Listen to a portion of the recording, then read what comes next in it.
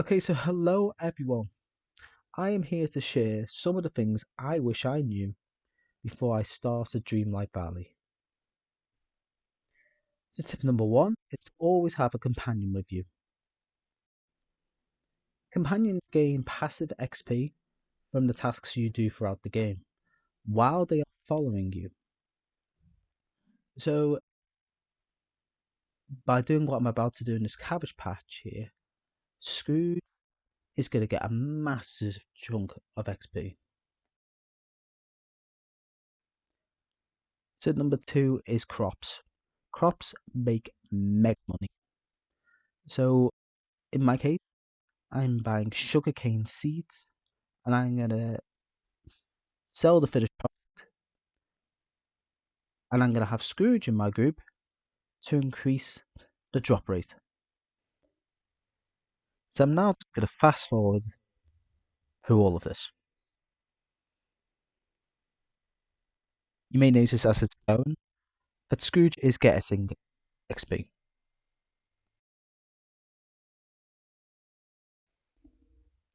My next tip is to do with your map. So when you're looking for a character to hand in an objective, or maybe you want to ask them to be your companion, it is incredibly frustrating when you go to where they were and they've moved. But if you click on the character, you will get a path straight to the character. This is especially helpful when you've looked at the map, you found your character, you've gone to anywhere, and they've moved, since your characters do have free roam. And this is the path you will see.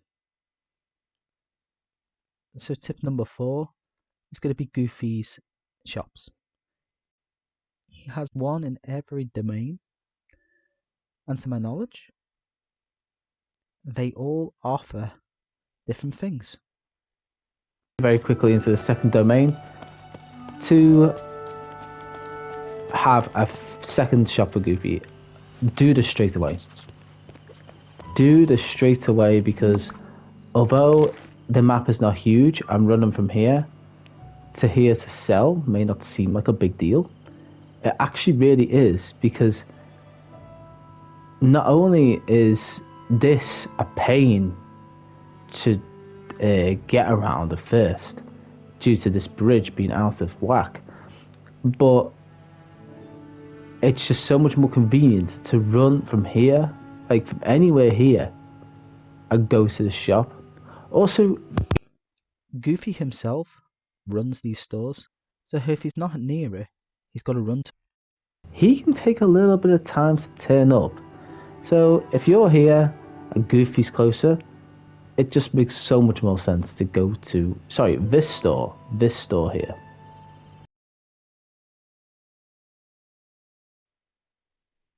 So my next tip is the nightmare thorns. When you first start the game, it's covered in them, and you're encouraged to get rid of them, but don't. Wait until you've got a character as a companion, and then clear them out. Now keep in mind this is actually only half. Hey there! So each pack costs me 5, okay? So this is 950 coins. We are making double what I invested in originally, okay? That is without the bonus from having Scrooge in my group at the time. We include his bonus. We are on 1,387. Okay?